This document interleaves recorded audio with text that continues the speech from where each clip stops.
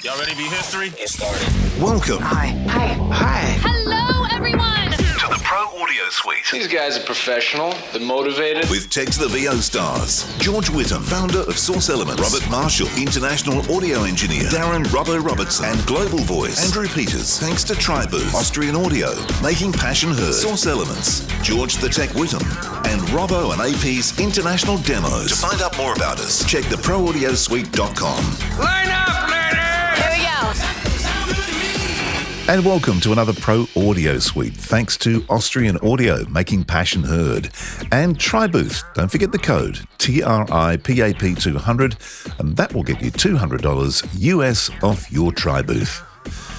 Now, AI, topic of the year, topic of the century, or century really.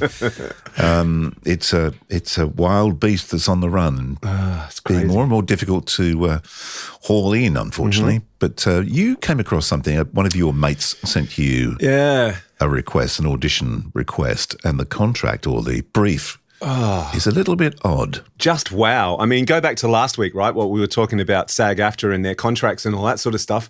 Here's your reason why. No names, no pack drill, but there's a clause in this contract that says, just quickly, the overview of the contract is basically that you sign up your voice to this product and you know, that's all that's restricted to. So they can only use it for this product. But this is the line that made me go, what the? It says, by participating, the voice selected will grant the brand perpetual, irrevocable, and unrestricted rights to use, modify, and reproduce the AI voice exclusively for the two specified products.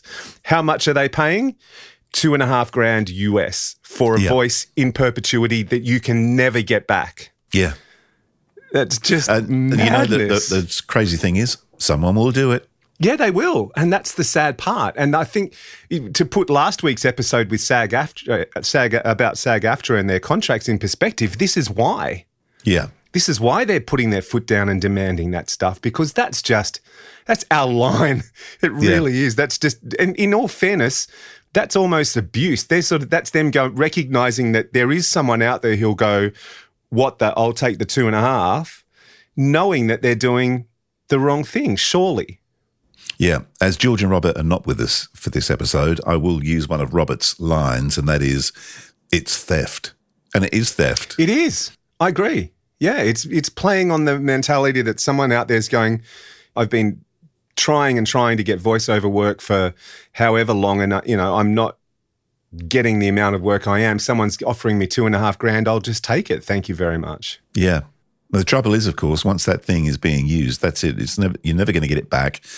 Whatever that product is, they're never going to use you again because they've already got you. So that's it, $2,500, and that could be for decades. And what if that product goes on to be another iPhone or something like that? It's like you've just signed your life away. Seriously. But I think there's also another line in there about being used for other products. Was there something in there? It says the intended usage of the files is to create an external-facing AI voice clone that is limited to 2 of the client's product lines, as well as any future products, services, or extensions derived from or related to these 2 product lines. Yeah, there you go. That's the sketchy bit as well. That's right. So, I mean, so if they come up with an iPhone and then they go, okay, we're going to make an iPod, or we're going to make some earbuds, or whatever, then all of a sudden they've got your voice there as well, unless you want to go to court and fight it, which you're never going to have the money to do, or find them or whatever else to even do that. If you're taking $2,500 for an AI voice in perpetuity, you certainly haven't got the funds to take anyone to court. Well, there you go. Exactly. Yeah. So, I mean, what do you reckon it's intentional? I mean, I kind of feel like it is. I kind of feel like these guys are just praying now. They're just going, well, we've seen in the past that people will just do this, so let's just chuck it out there and see what we catch.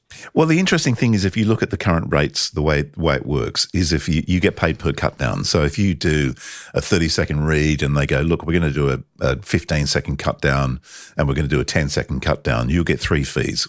That's how it works. Yeah, that's right. And that's for the usage of that product, of that commercial, 3 cuts, wherever it's being used, blah, blah, blah. This one, There is no like, if we do a cut down or we do whatever, there's no extra fee. That's it. You're done. You're cooked. Oh, hang on, here you go. I've just noticed this. The recording fee is $2,500 which equates to $250 per finished hour of audio. That's finished hour. So obviously you're doing some editing in there as well. So you're probably getting about $50 an hour. Yeah.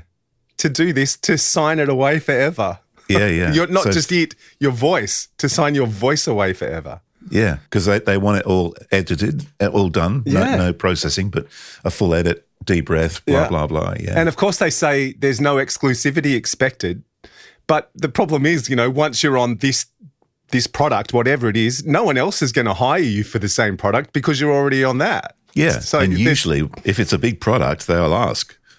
That's right. So they've got exclusivity built in anyway. They don't need to say it's exclusive. Exactly. God, seriously. I know. It's unbelievable, isn't it? It's just out of control.